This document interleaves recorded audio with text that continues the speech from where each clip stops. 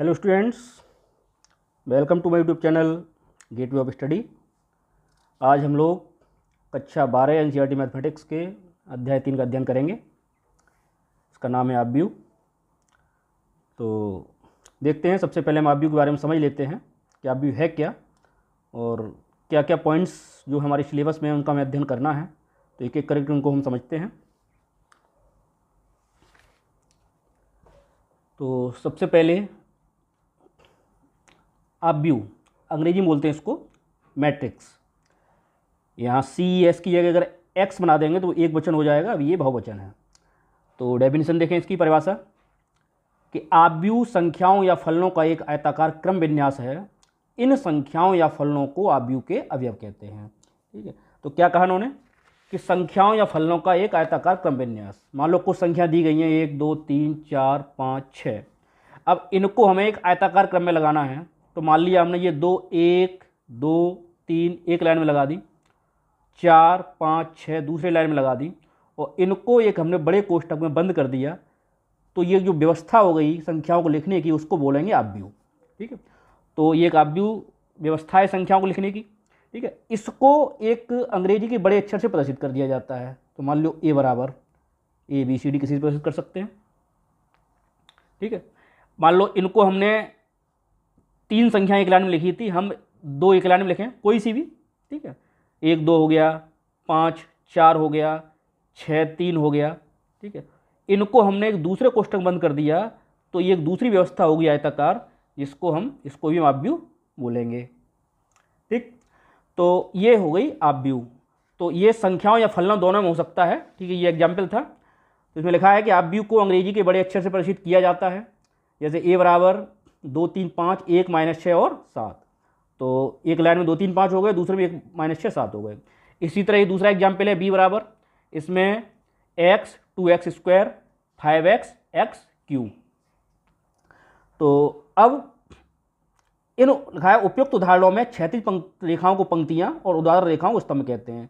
ठीक है, ये जो क्षैतिज रेखाएं दिखाई दे रही हैं, ठीक है, हम जानते हैं क्षैतिज रेखाएं मतलब पड़ी हुई, ऊर्ध्वाधर रेखा मतलब खड़ी हुई। तो ये क्षैतिज रेखाएं दिखाई दे रही हैं, इनको हम पंक्तियां बोलेंगे, और ऊर्ध्वाधर रेखाएं दिखाई दे रही हैं, उनको हम स्तंभ बोलेंगे। तो इन आव्यूह की बात करें तो दिखाई दे रहा है कि हमें इसमें 2 पंक्तियां हैं और 3 स्तंभ हैं। इस वाले में 2 पंक्तियां हैं और 2 ही स्तंभ हैं। ठीक, तो इसके बाद इनका एक जो महत्वपूर्ण बिंदु आता है वो आता है आव्यूह की कोटि। अब कोट क्या है कि यदि किसी आव्यूह में पंक्तियों की संख्या m और स्तंभों की संख्या n है तो उसे m/n कोट का आव्यूह कहते हैं। ठीक है, तो कोई विशेष बात नहीं है कितनी कोटियां हैं। ठीक है, कोई आव्यूह लिखा,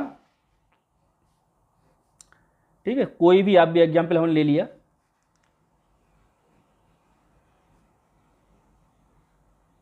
देखा कि इसमें पंक्तियों की संख्या कितनी है, 3 है। स्तंभों की संख्या कितनी है, 4 है। ठीक है, बीच में गुणांक चिन्ह लगा दिया, इसे ये होती है आव्यूह की कोट। 3/4 पढ़ेंगे इसको। ठीक है, तो कुछ विशेष नहीं है इसमें, बस ध्यान रहे कितनी पंक्तियां कितने स्तंभ में, उनको गुणा करके सिंबल ग्रुप में लिख दिया जाता है। ठीक है, और अगर कोट यानी एम पंक्तियों और स्तंभों की संख्या का हम गुणा कर लेंगे तो हमें कुल अवयवों की संख्या आव्यूह में मिल जाएगी। ठीक है, इसके बाद आव्यूह का एक नोटेशन होता है, आव्यूह किस तरह लिखा जाता है संकेतक के रूप में। तो ये संकेत के रूप में लिखा है कि यदि किसी m/n कोट के आव्यूह को प्रकट करने के लिए संकेत a बराबर aij बड़े कोष्ठक में और नीचे लिखा है सफिक्स में m × n का प्रयोग करते हैं, जहां i का मान है 1 से लेकर m तक और j का मान 1 से लेकर n तक है। तो जब इस आव्यूह को लिखा जाएगा a बराबर, तो ये पहला अवयव लिखा है a बन बन। तो यहाँ बन और बन जो दिखाई दे रहे हैं सफिक्स में, उस पहले बन का मतलब है कि नंबर ऑफ रोज और दूसरे बन का मतलब है नंबर ऑफ कॉलम। तो पहले बन का मतलब है a बन बन, मतलब ये a बन बन पहली पंक्ति का पहला अवयव है। a बन 2 पहली पंक्ति का दूसरा अवयव है। a बन 3 पहली पंक्ति का तीसरा अवयव। इसी तरह लास्ट आएगा a बन n पहली पंक्ति का nवां अवयव। ठीक है, इसी तरह जब दूसरी पंक्ति में आएंगे तो A21 दूसरी पंक्ति का पहला अवयव, A22 दूसरी पंक्ति का दूसरा अवयव, A23 दूसरी पंक्ति का तीसरा अवयव, A2n लास्ट आएगा दूसरी पंक्ति का लास्ट अवयव। ठीक है, इसी तरह से अगर m पंक्तियां उसमें हैं तो लास्ट जो पंक्ति आएगी वो आएगी AM1, MB पंक्ति का पहला अवयव, AM2, AM3 और लास्ट आ जाएगा AMN। ठीक है, तो इस तरह से आव्यूह के अवयव लिखे जाते हैं। ठीक है, इसके बाद जो नेक्स्ट है वो हम देखते हैं कि आव्यूह के प्रकार। तो समझते हैं एक एक करके। बहुत अच्छा, और कक्षा 12 के जितने भी चैप्टर हैं दोनों गणितों में सबसे सरल चैप्टर है। ठीक है, इसको और आता भी खूब है बोर्ड में, तो उसको थोड़ा ध्यान से समझेंगे वो बड़े आराम से समझ में आ जाएगा। तो आव्यूह प्रकार, आव्यूह तो वैसे कई प्रकार के होते हैं, लेकिन जो हमारे पाठ्यक्रम है उनसे संबंधित प्रमुख आव्यूह निम्नलिखित हैं। तो नंबर 1 पहला है स्तंभ आव्यूह। स्तंभ आव्यूह अंग्रेजी में बोलते हैं कॉलम मैट्रिक्स। तो ऐसा आव्यूह जिसमें केवल एक स्तंभ होता है स्तंभ आव्यूह कहलाता है। ठीक है, केवल एक स्तंभ है, पंक्तियां कितनी भी हो सकती हैं, स्तंभ केवल एक ही होगा, तो उसे हम बोलेंगे स्तंभ आव्यूह। ठीक है, तो ये आव्यूह दिया गया है 4 0 -3 इसके अवयव हैं। तो इसका जो कोट लिखी जाएगी, इसमें 3 पंक्तियां हैं लेकिन स्तंभ एक ही है, तो कोट हो गई इसकी 3/1।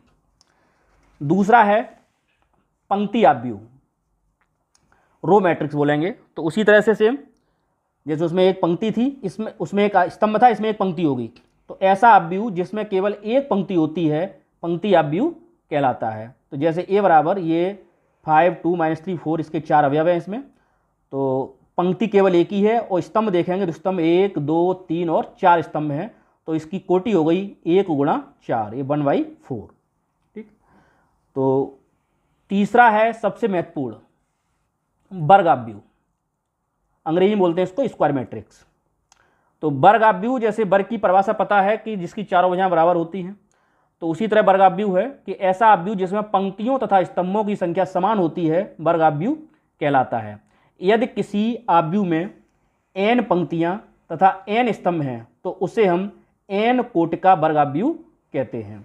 ठीक है, जैसे दिखाई दे रहा है कि A बराबर ये एग्जाम्पल दिया गया है, इसमें अवयव हैं 2 - 2 0 5, 2 ही पंक्तियां हैं और 2 ही स्तंभ हैं, तो इसको हम बोलेंगे कि ये 2 कोटि का वर्ग आव्यूह है।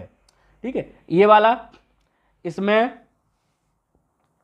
3 पंक्तियां दिख रही हो, 3 ही स्तंभ दिख रहे हैं। ठीक है, तो ये कोट 3 का एक वर्ग आव्यूह है।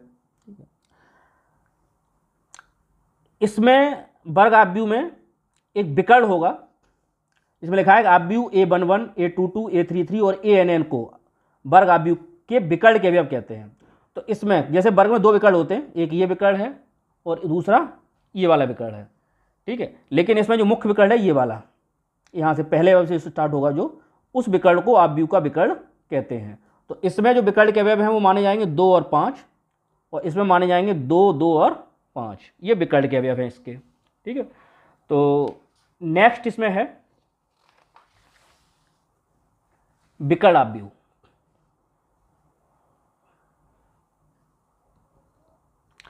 विकर्ण आव्यूह अंग्रेजी में बोलते हैं इसको डायगोनल मैट्रिक्स। ये सब वर्ग आव्यूह के ही स्पेशल केस हैं। तो विकर्ण आव्यूह की परिभाषा है कि ऐसा वर्ग आव्यूह जिसमें विकर्ण के अतिरिक्त अन्य सभी अवयव जो होंगे वो शून्य होते हैं, विकर्ण आव्यूह कहलाता है। ठीक है, एग्जाम्पल दिए गए हैं इसके। A बराबर दिया है पहला एग्जाम्पल, तो देखो विकर्ण पे तो अवयव हैं लेकिन बाकी सभी अवयव जो हैं वो शून्य हैं। इसी तरह दूसरा एग्जाम्पल ये 3/3 का दिया है कि विकर्ण पर हैं 2 3 4 लेकिन बाकी सभी अवयव इसके शून्य हैं। तो ऐसा आव्यूह जिसमें केवल विकर्ण पर अवयव होंगे, बाकी सभी अवयव जो होंगे शून्य होंगे, उसको हम विकर्ण आव्यूह कहते हैं या डायगोनल मैट्रिक्स कहते हैं। नंबर 5 है अदिश आव्यूह, अंग्रेजी में बोलेंगे इसको स्केलर मैट्रिक्स। ठीक है, तो ये विकर्ण आव्यूह का एक स्पेशल केस है कि एक विकर्ण आव्यूह अदिश आव्यूह कहलाता है यदि इसके विकर्ण के सभी अवयव समान हों। ठीक है, विकर्ण के है ये विकर्ण आव्यूह, तो हमें पता है विकर्ण आव्यूह में केवल विकर्ण पर अवयव होते हैं, बाकी अवयव शून्य होते हैं। तो विकर्ण में अवयव होंगे लेकिन सभी समान होंगे, जैसे यहाँ 2 है तो यहाँ भी 2 होगा। ठीक है, समान होंगे तब इस विकर्ण आव्यूह को हम अदिश आव्यूह बोलेंगे। इसी तरह से यहाँ 5 5 5 ये सारे विकर्ण के अवयव सेम हैं, 5 5 5, बाकी सभी अवयव शून्य हैं, एक विकर्ण आव्यूह है और सभी अवयव अगर समान है विकर्ण के तो इसको हम अदिश आव्यूह बोलेंगे। तो ये अदिश आव्यूह हो गया। इसके बाद बहुत इंपॉर्टेंट है तत्समक या इकाई आव्यूह। यह भी एक विकर्ण आव्यूह है। एक विकर्ण आव्यूह तत्समक आव्यूह कहलाता है यदि इसके विकर्ण के सभी अवयव इकाई, इकाई का मतलब एक हो। जैसे आई बराबर दिया, इसमें इसको आई से प्रदर्शित करते हैं, आई या आई एन से, जहाँ एन आव्यूह की कोटि है। तो आई बराबर दिया गया है 1001, ये 2/2 का हो गया। इसी तरह से 3/3 की बात करेंगे तो 10000100001, ये 3/3 का या कोट 3 का एक तत्समक या इकाई आव्यूह हो गया। इसको अंग्रेजी में आइडेंटिटी मैट्रिक्स बोलते हैं। एक लास्ट है शून्य आव्यूह। तो जैसे नाम से क्लियर है कि ऐसा आव्यूह शून्य आव्यूह कहलाता है जिसके सभी अवयव शून्य होते हैं। इसे हम कैपिटल ओ से प्रदर्शित करते हैं। ठीक है, तो उदाहरण है इसका, जैसे ओ बराबर दिया है, ये 2/2 का है, इसके सारे अवयव शून्य हैं। ये 2/3 का है, इसके सारे अवयव शून्य हैं। ठीक है, तो शून्य आव्यूह के लिए आवश्यक नहीं है कि वो वर्ग आव्यूह हो। बाकी ऊपर जो बताए गए थे, विकर्ण आव्यूह, अदिश आव्यूह और इकाई आव्यूह, सभी वर्ग आव्यूह ही होंगे। ठीक, तो ये तो आव्यूह के प्रकार हो गए। इसके बाद जो पहली एक्सरसाइज है उसमें जो एक पहला टॉपिक है उसमें आव्यूहों की समानता। तो आव्यूहों की समानता, इक्वलिटी ऑफ मैट्रिक्स। तो दो आव्यूह अगर हम कहेंगे समान हैं, दो आव्यूह को हम बराबर कब कर सकते हैं? तो दो आव्यूह ए तथा बी समान कहलाते हैं यदि नंबर 1 वो समान कोटियों के हों और नंबर 2 उनके संगत अवयव समान हों। ठीक है, तो पहली बात तो अगर तुमसे कहा जाएगा दो आव्यूह समान हैं, तो ये क्लियर है कि उनकी कोटियाँ बिल्कुल समान होंगी। ठीक है, अगर कोटियाँ समान नहीं है तो आव्यूह समान हो ही नहीं सकते। ठीक है, तो उदाहरण है जैसे ए बराबर दिया है ABCD और दूसरा दिया है B बराबर 1 2 3 4। तो अगर ये कहा जाए कि A बराबर B है तो क्लियर है कि इसके संगत अवयव, यानी यहाँ का जो पहला अवयव है A का, वो इस पहले अवयव के समान होगा, यानी A बराबर 1, B बराबर 2, C बराबर 3 और D बराबर 4। ठीक है, तो आव्यूहों की समानता के आधार पर कई क्वेश्चन इसमें दिए जाते हैं कि दो आव्यूह दिए जाएंगे, उनमें कुछ चर राशियाँ दे दी जाएंगी XYZ ABCD और दूसरे आव्यूह से तुलना करण ABCD के मान पूछे जाएंगे। ठीक है, तो ये आपको इक्वेशन में मिलेगा। तो पहली एक्सरसाइज में इतनी आव्यूह के बारे में जानकारी आपको होनी चाहिए। तो पहली जो एक्सरसाइज 3.1 है उसमें इतनी ही जानकारी के आधार पर सवाल हैं। ठीक है, तो देखते हैं प्रश्नावली 3.1 हम।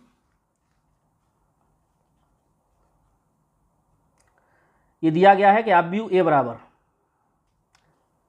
इसके लिए हमें ज्ञात करना है क्या क्या। नंबर 1 आव्यूह की कोटि, नंबर 2 अवयवों की संख्या, नंबर 3 ये अवयव दिए गए special A13 A21 A33 A24 and A23, ये अवयव आपको बताने हैं।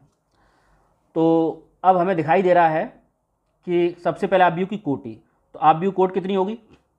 कोट के लिए क्या देखना है हमें, कितनी पंक्तियां हैं और कितने स्तंभ हैं। तो हमें दिख रहा है इस आव्यूह में कि 3 पंक्तियां हैं, 1 2 और 3, और 4 स्तंभ हैं, 1 2 3 और 4। तो इसकी जो आव्यूह की कोटि होगी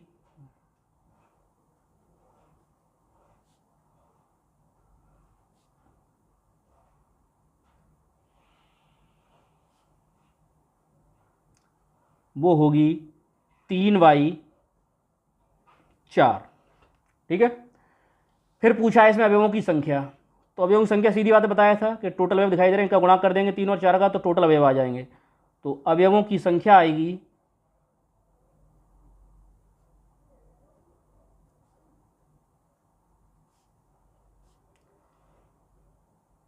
4 तिया 12, ये टोटल अवयव 12 हो गए। ठीक है, इसके बाद इसमें पूछा है अवयव, स्पेशल अवयव। कौन कौन से अवयव पूछे हैं इसमें? एक पूछा है A13। तो A13, तो A13 क्या हो गया कि पहली पंक्ति का तीसरा अवयव। तो पहली पंक्ति ये है और इसका तीसरा अवयव हो गया 1 2 3, क्या हो गया 19। ठीक, फिर पूछा है A21। A21 का मतलब हो गया दूसरी पंक्ति का पहला अवयव। तो दूसरी पंक्ति ये दिखाई दे रही है और इसका पहला अवयव कितना है 35। ठीक, इसके बाद A33। तो A33 का मतलब है कि तीसरी पंक्ति का तीसरा अवयव। तो तीसरी पंक्ति ये है और तीसरा अवयव इसका दिखाई दे रहा है -5। फिर है A24, A24 का मतलब दूसरी पंक्ति का चौथा अवयव। तो दूसरी पंक्ति ये है, इसका चौथा अवयव दिखाई दे रहा है, कितना है, 12 है। तो यहाँ लिख देंगे हम इसके सामने 12। और लास्ट पूछा है फिर A23, तो A23 का मान हो गया, 23 का मतलब दूसरी पंक्ति का तीसरा अवयव। तो दूसरी पंक्ति का तीसरा अवयव है 5/2, तो A23 का मान हो गया 5/2।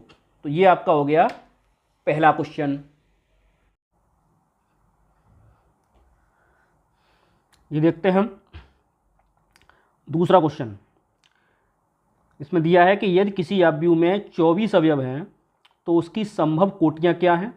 और इसी में दूसरा है कि इसमें अगर 13 अवयव हैं तो कोटियाँ क्या होंगी। तो हमें पता है कि अवयवों की संख्या में मिलती है पंक्तियों और स्तंभों की गुणा करेंगे। कोटियाँ जो होती हैं उनका आपस में गुणा करते हैं, अवयवों की संख्या मिल जाती है। तो हमें यहाँ 24 को 2 भागों में तोड़ना है।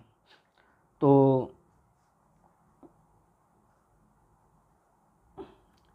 इसको जब देखेंगे हम, तो यदि इसमें 2 सवाल हैं। पहला है कुल अवयव अगर 24 हैं तो संभव कोटियाँ क्या होंगी।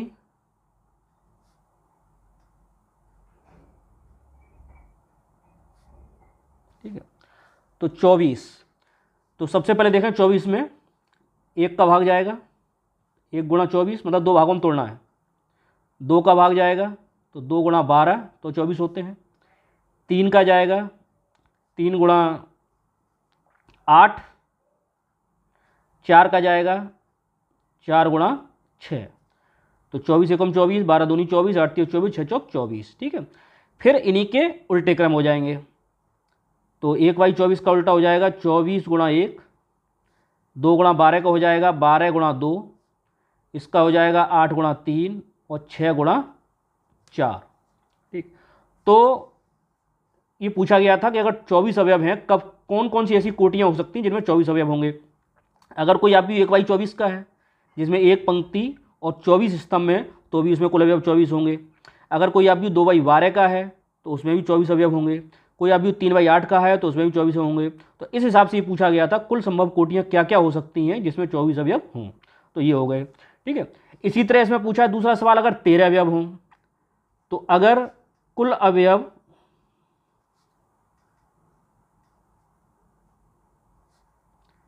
13 हैं तो अब 13 क्या है, अभाज्य संख्या है। 13 में केवल 13 का ही भाग जाएगा। तो कुल संभव कोटियां जो होंगी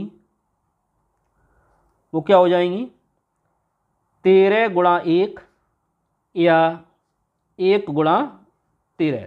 तो या तो अवयव 13/1 का होगा या अवयव 1/13 का होगा। ठीक है, तो ये दूसरा क्वेश्चन हो गया। इसी तरह इसका तीसरा क्वेश्चन है, उसमें दिया गया है कि अगर कुल अवयव 18 हैं तब क्या होगा। तो उसमें भी निकाल देंगे आप। क्वेश्चन नंबर तीसरे का सॉल्यूशन,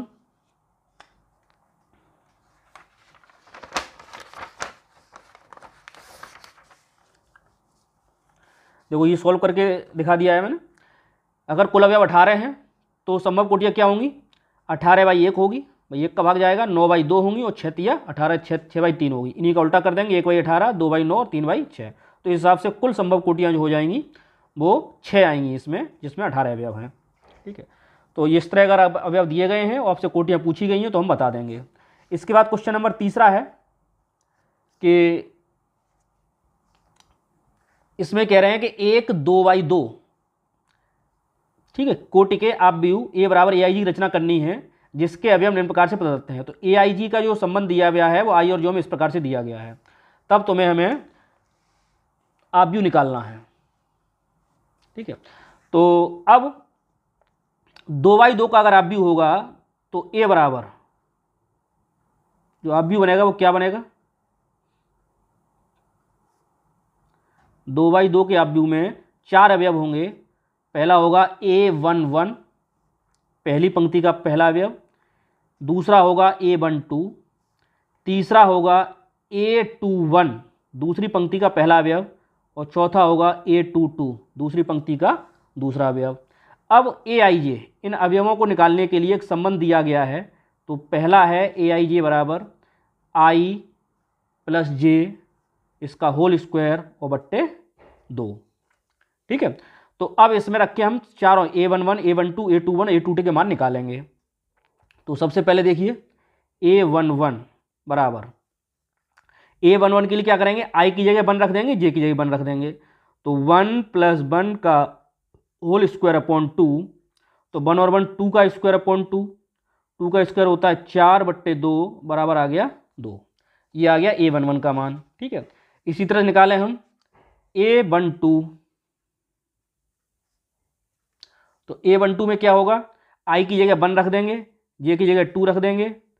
1 प्लस 2 का होल स्क्वायर बट्टे 2, 3 का स्क्वायर बट्टे 2, 3 का स्क्वायर 9 होता है, 9/2 यहाँ कटेगा नहीं। अब आ गया A21। तो यहाँ I की जगह 2 रखेंगे, J की जगह 1 रखेंगे। तो यहाँ भी 3 का स्क्वायर बट्टे 2, तो ये आ गया 9/2। अब चौथा बचा A22। तो A22 में I की जगह भी 2 रखेंगे, J की जगह भी 2 रखेंगे। तो 2 प्लस 2 का होल स्क्वायर बट्टे 2, तो 4 का स्क्वायर बट्टे 2, 4 का स्क्वायर होता है 16 और 16 में 2 का भाग देंगे 8। तो इस तरह से चारों अवयव आ गए। तो अब हम जो आप भी हमसे पूछा गया है तो लिखेंगे अतः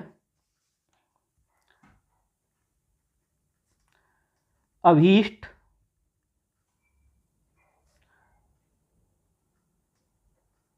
आव्यूह। अभीष्ट शब्द का मतलब होता है जो हमसे पूछा जा रहा है। तो पूछा जा रहा है कि 2/2 का आव्यूह।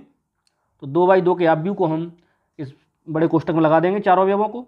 तो पहला अवयव है 2, दूसरा है 9/2, तीसरा है 9/2 और चौथा है 8।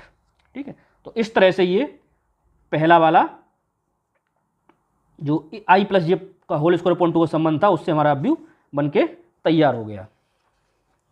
ठीक है, तो अब देखते हैं जरा दूसरा वाला। दूसरा दिया गया है AIJ बराबर I/J। तो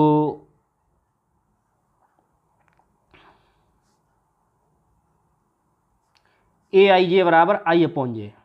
ठीक है, तो बड़ा आसान है ये। तो A11 इसके लिए I का मान 1, J का मान 1 और अगर आ गया 1।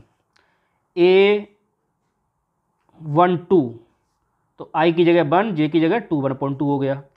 A21 I की जगह 2, J की जगह 1, तो ये 2 हो गया।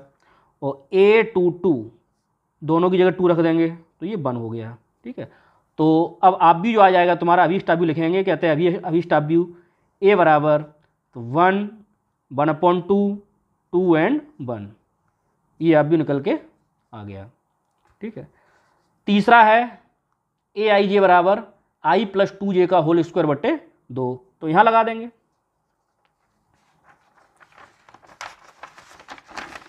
चलिए तीसरा सवाल करके देखते हैं।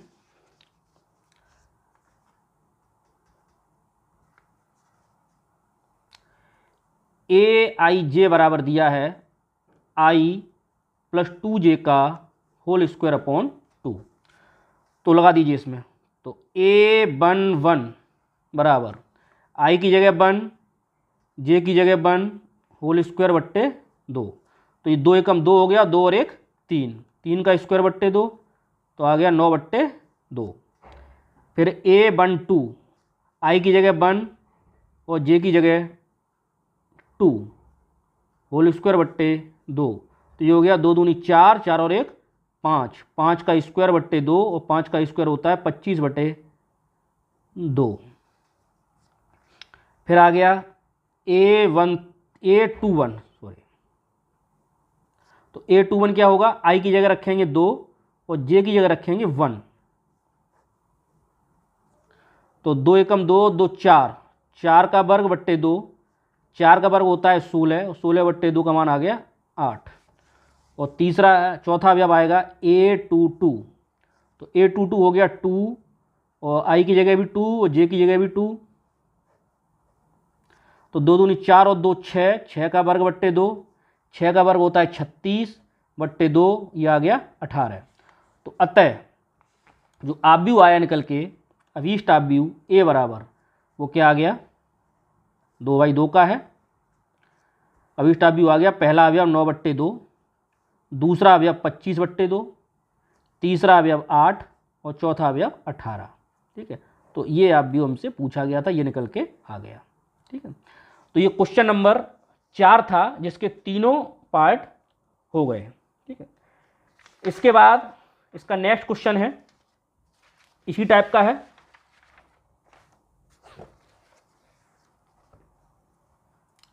क्वेश्चन नंबर 5, इसमें हमें 3/4 का आव्यूह बनाना है जिसके अवयव नीचे दिए गए हैं। पहला संबंध ए आई जे में दिया गया है कि 1/2 - 3i + j मॉड में दिया गया है और ए आई जी बराबर 2a - j सीधा सीधा दिया गया है। ठीक है, तो इसका हम पहला सवाल करने का प्रयास करते हैं।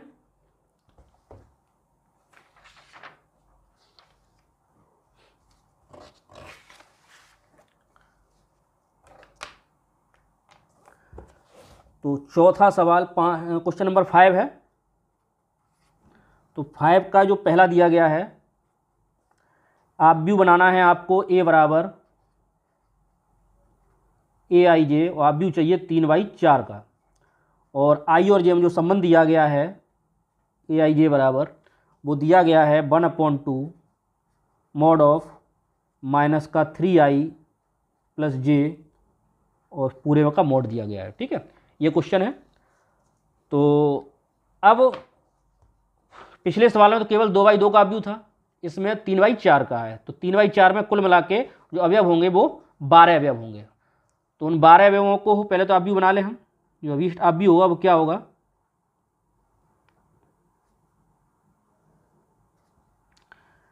पहला होगा पहला अवयव a11, फिर a12, a13 और a14। फिर दूसरी रो के अवयव होंगे a21, a22, a23 और a24। तीसरी होगा a31, a32, a33 और a34। तो इस तरह से ये 12 अवयव हमें निकालने होंगे। ठीक है, तो निकालते हैं एक एक करके सभी 12 अवयव। तो पहला है a11। a11 का मतलब हो गया 1/2 और जो संबंध दिया गया है -3i + j, इसमें i की जगह 1 रख दें और j की जगह भी 1 रख दें।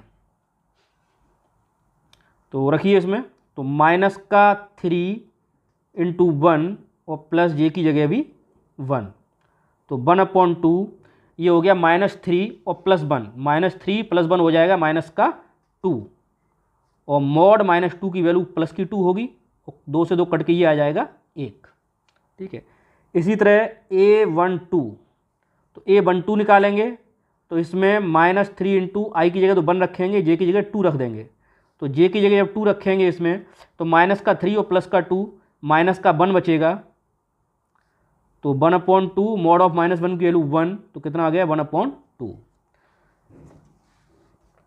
तो इसी तरह से a13, तो a13 बराबर आ गया 1/2 -3 × 1 +3 बराबर 1/2, ये -3 + 3 0 हो जाएगा, तो 1/2 × 0 बराबर आ जाएगा 0। फिर a14, तो 1/2 -3 × 1 +4 बराबर 1/2, ये बचा +1, तो 1/2 × mod 1 का मान 1, तो ये आ गया 1/2। ठीक, अब देखिए कि पहली रो के चारों अवयव हो गए। अब दूसरी रो पे आ जाते हैं a21। अब i का मान 2 रखेंगे, तो -3 × 2 +1, तो -6 + 1 हो गया -5, तो 1/2 × 5 = आ गया 5/2। फिर a22, दूसरी रो का दूसरा अवयव 1/2, तो -3 × 2 और +2, i का मान भी 2 रखेंगे, j का मान भी 2 रखेंगे, तो 1/2, तो ये हो गया -6 + 2 यानी -4, तो 1/2 के mod 4 की वैल्यू +4 होगी, तो जा जाएगा 2। फिर आ गया a23, दूसरी रो का तीसरा अवयव, तो 1/2 -3 इंटू 2 प्लस का 3 बराबर 1/2। तो ये -6 प्लस 3 हो गया -3, तो 1/2 इंटू 3 इक्वल टू हो गया 3/2। तो फिर आ गया ये A24। तो A24 का मतलब हो गया 1/2, तो -3 इंटू 2 प्लस का 4 बराबर 1/2, माइनस के 6 प्लस के 4 -2 हो गया, तो 1/2 इंटू 2 बराबर आ गया 1। तो ये दूसरी रो के चारों अवयव आ गए। अब निकालते हैं हम तीसरी रो के चारों अवयव। तो A31 तो 1/2, तो यहाँ अब i का मान 3 रखेंगे, तो -3 इंटू 3 प्लस 1, तो -3 इंटू 3 9 हो गए, और प्लस का 1 करेंगे तो -8, तो 1/2 इंटू 8 ये वैल्यू 4 आ गई। फिर A32 हो गया 1/2, तो -3 इंटू 3 प्लस के 2, तो ये हो गया 1/2, मॉड में -7 बचेगा, तो 1/2 इंटू 7 बराबर 7/2। फिर आ गया A33, तो 1/2, तो -3 इंटू 3 प्लस का 3 बराबर 1/2, तो -9 प्लस के 3 -6 बचेगा, तो 1/2 इंटू 6 बराबर हो गया 3। और लास्ट अवयव आ गया A34 बराबर 1/2 -3 इंटू 3 प्लस का 4 बराबर 1/2, ये -9 प्लस के 4 -5 बचेगा, तो 1/2 इंटू 5 बराबर आ गया 5/2। तो ये चारों सभी 12 अवयव हमने निकाल लिए, A11 से लेकर A34 तक। इन सारे अवयवों को हम जो आव्यूह था उसमें रख देंगे। तो अतः अभीष्ट आव्यूह A बराबर, तो यहाँ 3/4 का एक आव्यूह बना लेंगे, बड़ा कोष्ठक रखेंगे। तो पहला अवयव है 1, फिर है 1/2, फिर है 0, फिर है 1/2। फिर दूसरी रो के जो अवयव हैं वो हैं, पहला अवयव है 5/2, दूसरा है फिर 2, फिर 3/2 और फिर 1। फिर तीसरी रो है, उसका पहला अवयव है 4, फिर 7/2, फिर 3 और फिर 5/2। तो इस तरह से ये 3/4 का आव्यूह जो है वो निकल के आ गया। ठीक है, तो ये 3/4 का जो आव्यूह था वो हो गया। इसका जो दूसरा पार्ट है ये वाला AI बराबर 2i - j, तो सेम इसी तरह आप अपने आप, ये बड़ा आसान है, इसको आप अपने आप कर सकते हैं। ठीक है, तो इसको करके ज़रा कमेंट में बताइएगा किस किस का सही आया है, किसका सही नहीं आया है। अगर नहीं आता है तो आप दोबारा इसको पूछ सकते हैं। ओके, इसके बाद ये नेक्स्ट क्वेश्चन है, निम्नलिखित समीकरणों में x, y तथा z के मान ज्ञात कीजिए। ठीक है, तो अभी नेक्स्ट क्वेश्चन देखते हैं।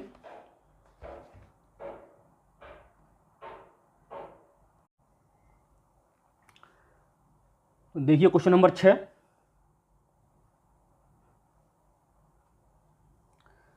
इसमें दिया है कि निम्नलिखित समीकरण से x, y, z के मान ज्ञात कीजिए। तो ये दो आव्यूह दिए गए हैं और दोनों बराबर का चिन्ह लगा हुआ है कि दोनों बराबर हैं। तो आव्यूहों की समानता में बताया था कि दो आव्यूह केवल समान तभी हो सकते हैं जब उनकी कोटियाँ समान हो।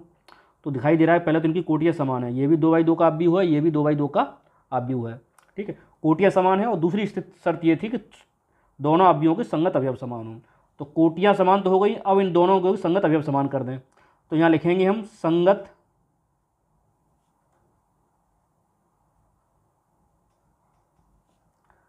अवयवों की तुलना करने पर।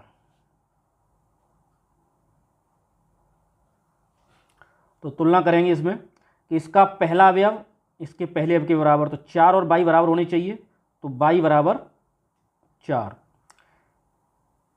3 z के बराबर होना चाहिए, तो z बराबर 3। x 1 के बराबर होना चाहिए, तो x बराबर 1, और 5 5 के इक्वल है। ठीक है, तो इस तरह से तुलना करके हम संगत अवयवों को x, y, z जो दिए गए हैं उनके मान निकाल लेते हैं। ठीक है, तो सेम इसी तरह इसका क्वेश्चन नंबर ये दूसरा है।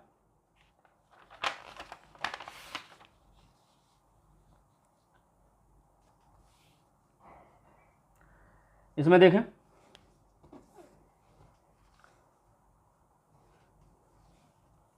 यहाँ भी इसी तरह 2/2 का अवयव दिया गया है, ठीक है। तो यहाँ भी हम संगत अवयवों की तुलना करेंगे, तो लिखेंगे संगत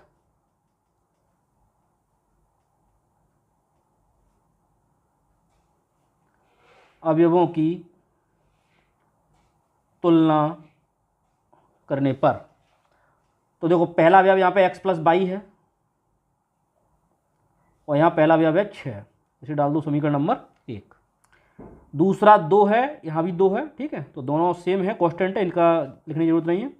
इसको देखिए 5 + z, ये 5 बराबर है 5 के, क्वेश्चन नंबर 2 हो गया। और तीसरा है x y बराबर 8, तो समीकरण नंबर डाल रहे हैं इसको 3। अब इन तीनों समीकरणों को हल करके हमें x y z के मान निकालने हैं। तो देखो जरा, दूसरे समीकरण से हमें दिख रहा है सीधा सीधा z का मान निकल रहा है, तो सबसे पहले इसी को निकाल देते हैं। समीकरण 2 से तो z बराबर आ जाएगा 5 का इधर पक्षांतर कर देंगे, 5 - के 5, तो z बराबर आ गया 0। तो ये पहला जो वेरिएबल था z की वैल्यू निकल आई हमारी। अब आती है x और y की बारी। तो अब देखो ये पहला समीकरण x + y बराबर 6 है, और तीसरा दिया है x y बराबर 8। अगर यहाँ x - y होता तो दो रैखिक समीकरण होते, उनको दोनों को हम विलोपन विधि या प्रतिस्थापन विधि से हल करके x और y के मान निकाल लेते।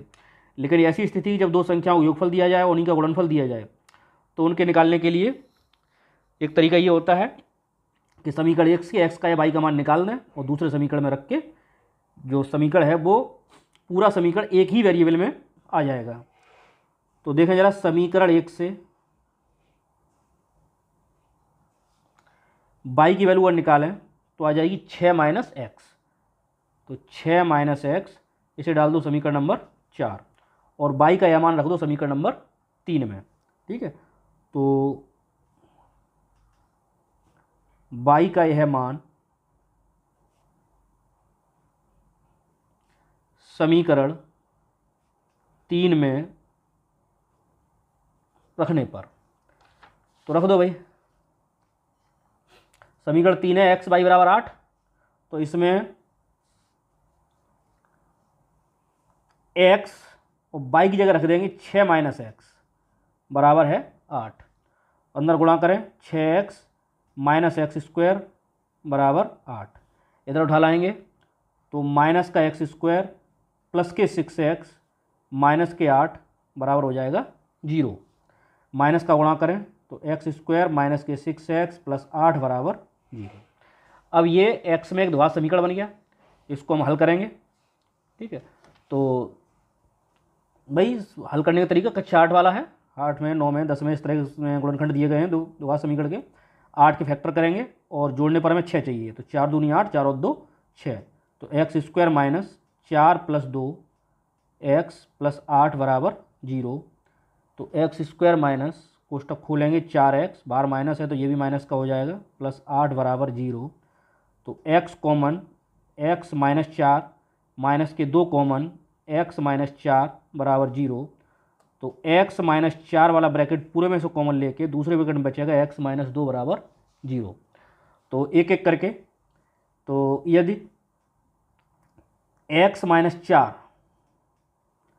बराबर 0 लेंगे तो x बराबर आ जाएगा 4, और यदि x - 2 बराबर 0 लेंगे तो x बराबर आ जाएगा 2, ठीक है।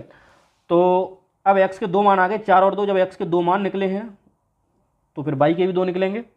समीकरण 4 से देखें जरा, समीकरण 4 से x बराबर 4 पर, तो समीकरण 4 है y बराबर 6 - x, तो y का मान आ गया 6 - 4 और बराबर आ गया 2। इसी तरह से x बराबर 2 पर y बराबर 6 - 2 बराबर 4, तो निकल आए। तो अतः जो x y z की वैल्यू आई है वो क्या क्या आएंगी, x बराबर 4, y बराबर 2 और z की वैल्यू तो वो आई थी 0 आई थी ऊपर, ठीक है, दिखाई दे रही है। तो इसी प्रकार अथवा या तो ये मान माने जाएंगे, या अगर x का मान हम 2 ले लेंगे तो y बराबर लिया जाएगा 4 और z का मान तो एक ही है 0। ठीक है, तो ये इस तरह से x y z के मान निकल के आ गए। तो इसी का क्वेश्चन नंबर तीसरा है, x plus y plus z, x plus z y plus z, ये सिंगल सिंगल एक एक अवयव दिया गया है, ये पूरा एक अवयव है, ये पूरा एक अवयव है, एक अवयव है। इसका मतलब क्या है कि यहाँ भी जो है वो 3/1 का है, 3 इसमें पंक्तियाँ हैं एक स्तंभ में, तो यहाँ भी 3/1 का यहाँ भी दिया गया है। तो दोनों अवयव बराबर है, संगत अवयवों की तुलना कर दें तो ये हो गया x plus y plus z बराबर 9, समीकरण नंबर 1। दूसरा है x प्लस जेड बराबर 5, समीकरण नंबर 2। और तीसरा है y प्लस जेड बराबर 7, समीकरण नंबर 3। तो इन तीनों समीकरणों को हल करके हमें x y z की वैल्यू निकालनी है। तो ये आप पे डिपेंड करता है कि कैसे आप कितनी आसानी से तरीके से इसकी वैल्यू निकाल सकते हैं। ठीक है, तो कैसे भी जाए, देखो यहाँ x plus y plus z है, तो यहाँ y प्लस जेड की वैल्यू 7 है, तो समीकरण एक में से 3 माइनस कर दें, या एक में हम y प्लस जेड बराबर 7, वाई प्लस जेड जो दिखाई दे रहा है उसकी जगह हम क्या लगा लें, यहाँ पे 7 लगा दें तो x का मान निकल आएगा। तो लिखेंगे समीकरण 1 व 3 से x प्लस ये y प्लस जेड जो दिखाई दे रहा है उसकी जगह क्या लगा सकते हैं, हम 7 लगा सकते हैं, तो बराबर आ जाएगा 9। तो x बराबर 9 माइनस 7, तो x की वैल्यू कितनी आ गई, 2 आ गई। ठीक है, इसी तरह से x का मान हम समीकरण नंबर 2 में रखते हैं, z का मान निकल आएगा। तो यहां लिखेंगे x का मान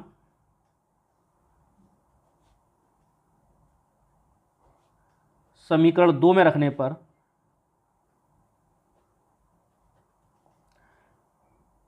तो 2 प्लस जेड बराबर 5, तो जेड बराबर 5 माइनस 2, जेड की वैल्यू आ गई 3। ठीक है, जेड का मान हम समीकरण 3 में रख दें, तो जेड का मान समीकरण 3 में रखने पर तो समीकरण 3 है y प्लस जेड बराबर 7, तो y प्लस जेड की अगर रख दें 3 बराबर 7, तो y का मान आ जाएगा 7 माइनस 3 बराबर 4। तो अतः जो x y z जो अननोन राशियां थी, तो x बराबर आ गया 2, y बराबर 4 और z बराबर 3। तो इस तरह से जो x y z के मान निकालने थे वो निकल के आ गए। ठीक, तो क्वेश्चन नंबर 6 हो गए ये। इसके बाद है क्वेश्चन नंबर 7, ये भी इसी तरह का है। तो इसमें भी 2/2 का व्यू दिया गया है, दोनों को बराबर करना है। ठीक है, तो सेम इसी तरह से इसको हम सॉल्व करेंगे।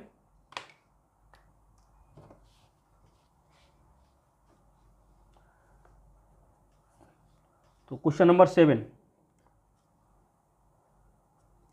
ये दिया गया है a माइनस बी पहला अवयव है, 2a प्लस सी दूसरा अवयव है, 2a माइनस बी और 3c प्लस डी बराबर -1, 5, 0 और 13। ठीक है, तो यहाँ a b c d की वैल्यू हमें निकालनी है। तो क्लियर है, सेम उसी तरह से भाई 2/2 का अवयव दिखाई दे रहा है, दोनों 2/2 के हैं तो बराबर तो हो सकते हैं, और संगत अवयवों की तुलना कर दें। यहाँ भी हम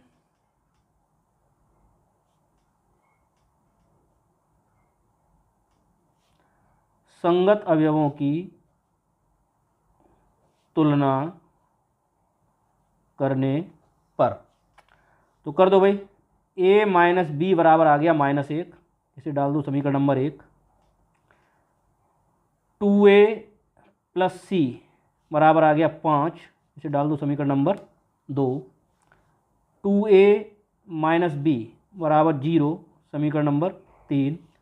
और 3c प्लस डी बराबर 13, समीकरण नंबर 4।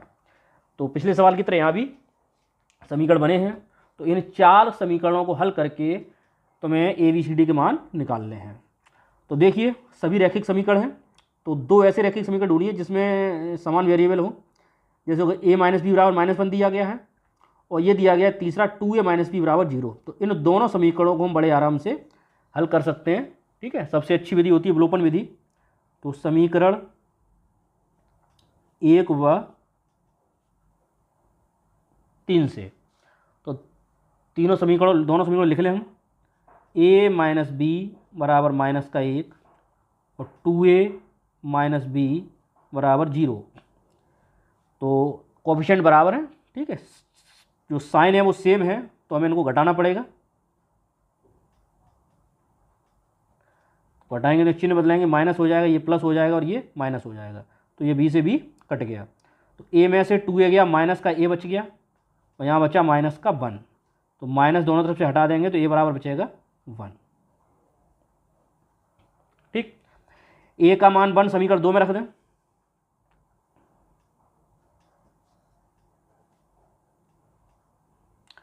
समीकरण 2 है 2a प्लस सी। तो 2 इंटू ए की जगह 1 प्लस सी बराबर हो गया 5। तो 2 प्लस सी बराबर 5। तो सी बराबर आ जाएगा 5 माइनस 2। तो सी बराबर आ गया 3। सी का मान हम, अच्छा अभी बी का मान भी रह गया है, तो बी का मान हम समीकरण किसी में निकाल दें, एक में रख दें। समीकरण 1 में ए बराबर 1 रखने पर,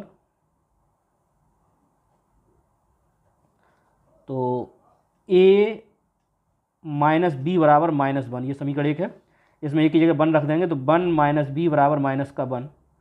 तो माइनस बी बराबर -1 तो माइनस बी बराबर माइनस का 2। तो बी बराबर आ गया 2। ठीक, अब रह गया डी का मान। तो सी का मान जो है वो समीकरण नंबर हम 4 में लगा दें तो हमें डी का मान मिल जाएगा।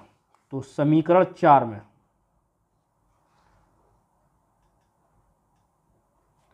सी बराबर 3 रखने पर, तो रख दो 3 गुणा सी की जगह 3 रख देंगे प्लस का डी बराबर 13। तो 9 प्लस डी बराबर 13। तो 9 माइनस कर देंगे, डी बराबर आ जाएगा 4। तो इस तरह से चारों मान जो अभीष्ट राशियाँ थीं, ए बराबर आ गया 1, बी बराबर आ गया 2, सी बराबर आ गया 3 और डी बराबर आ गया 4, ये चारों मान निकल के आ गए। तो चारों वेरिएबल पूछे गए थे वो इस तरह से हम निकाल देंगे। ठीक है, उम्मीद है आपको अच्छे समझ में आ गया होगा। ठीक है, इसके बाद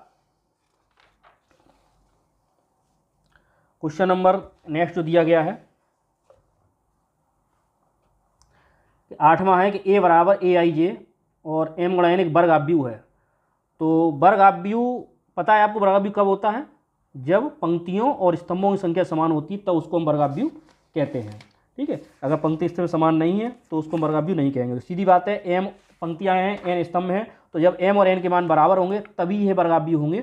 ठीक है, और m और n के मान बराबर नहीं होंगे तो ये वर्ग आव्यूह नहीं होगा। तो इसका सीधा सीधा ऑप्शन 8 का सी है कि m गुणा n। ठीक है, इसमें सोचने वाली आवश्यकता नहीं है। ठीक है, तो 8वें क्वेश्चन का जो आंसर है हम लिख देंगे कि अगर एक वर्ग आव्यूह है, यदि a बराबर AIJ m गुणा n एक वर्ग आव्यूह है तो क्या होगा? m बराबर n। ठीक है, तो इसमें जो ऑप्शन हो जाएगा कौन सा हो जाएगा? सी हो जाएगा। इसके बाद चौथा क्वेश्चन है। ठीक है, इसमें जो ऊपर की तरह दिया गया है ऑप्शन 1 में। ठीक है, तो क्वेश्चन हम लिख देते हैं। क्वेश्चन नंबर 9, इसमें दिया गया है कि 3x + 7 इक्वल, यहाँ दूसरा 5 है, ये y + 1 और 2 - 3x बराबर दिया गया है दूसरा आव्यूह 0, y - 2, 8 और 4। और 4 ऑप्शन यहाँ दिए गए हैं। ठीक है, तो 4 ऑप्शन क्या क्या है?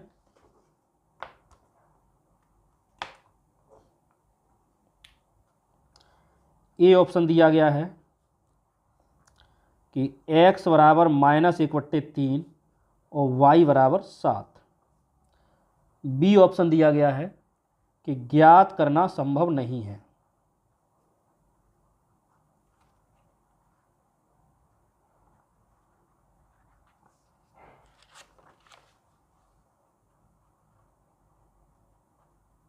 ठीक है, सी ऑप्शन दिया गया है कि y बराबर 7 और x बराबर -2/3 और डी ऑप्शन दिया गया है x बराबर -1/3 और y बराबर -2/3। ठीक है, तो सवाल तो ऊपर जो हम कर चुके उसी तरह का है।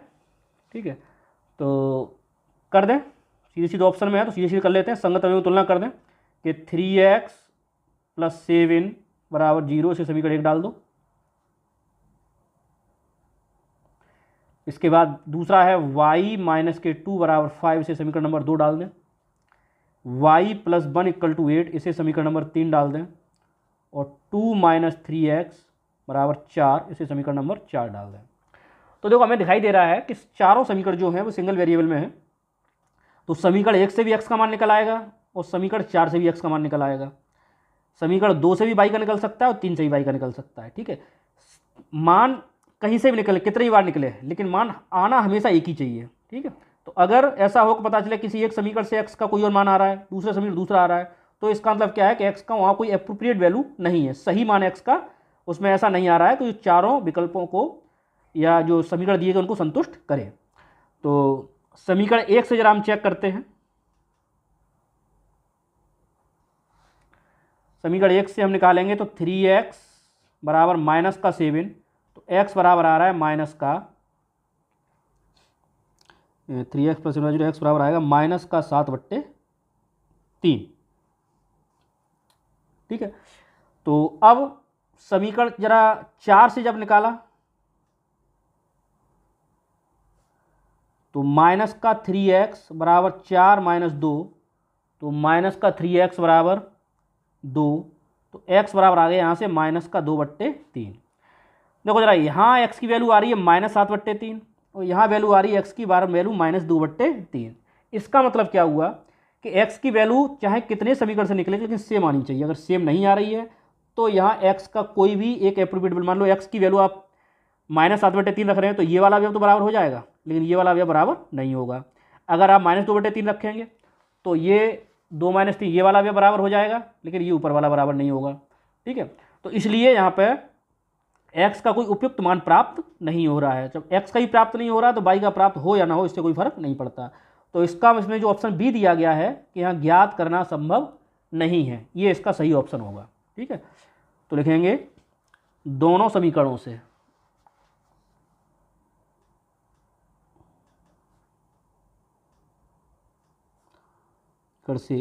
x के दो भिन्न मान प्राप्त हो रहे हैं। ठीक है, अतः जो क्वेश्चन आंसर इसका बी है कि x और y के मान ज्ञात करना यहां संभव नहीं है।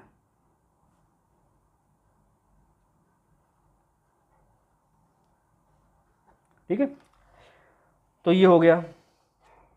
इसके बाद जो लास्ट क्वेश्चन बचा है इसमें, क्वेश्चन नंबर 10, ये कह रहे हैं कि 3/3 कोट के ऐसे अवयवों की कुल संख्या कितनी होगी जिनकी प्रत्येक प्रविष्टि 0 हो या 1 हो।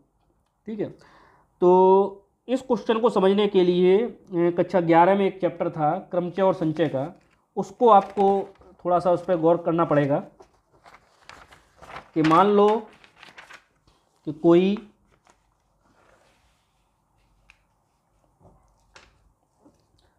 इसको हटा देते हैं कि तुमसे कहा जाए कि कोई 3 अंकों की एक संख्या बनाइए जिसमें पुनरावृत्ति हो सकती है। ठीक है, और अंक आपके पास हैं केवल 1 और 2।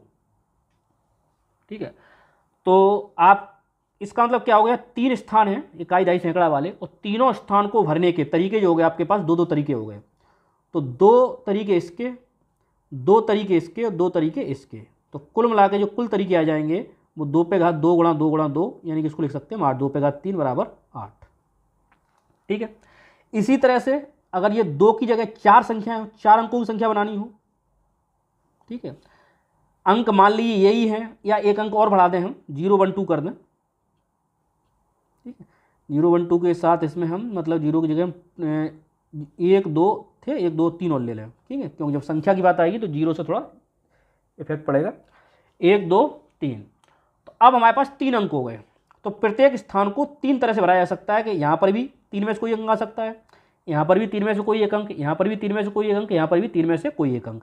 तो 3 में से जब कोई एक अंक आ सकता है तो प्रत्येक स्थान को भरने के 3 तरीके हो गए। तो यहाँ होगी 3 पे घात 4, 3 पे घात 4 का मान 81 आ जाएगा। ठीक है। अब बात जो आ रही है यहाँ पे सेम इसी तरह जो सवाल हमारा दिया गया है उसमें दिया गया है कि क्वेश्चन नंबर 10 है।